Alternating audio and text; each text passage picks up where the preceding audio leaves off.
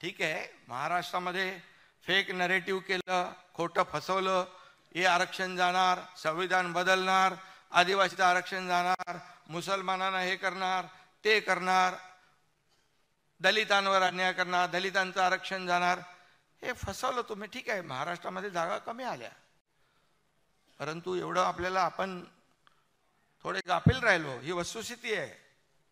आणि आपले काही लोक सुट्टीचा आनंद घ्यायला गेले, बोले 3 दिवस सलग सुट्ट्या येणारच आहेत ना, 400 पार, मोदीजी तर आणणार. अरे हमारा क्या होता है, आने वाला है.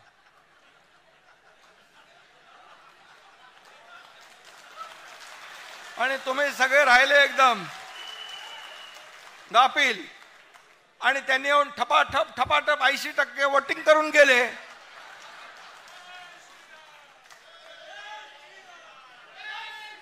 म्हणजे बघा, याच्यातून शिकण्यासारखं आहे.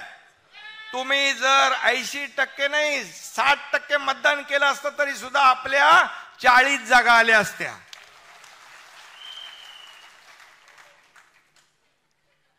आणि म्हणून पण एकदाच फसवता येतं, परत परत नाही येत फसवता.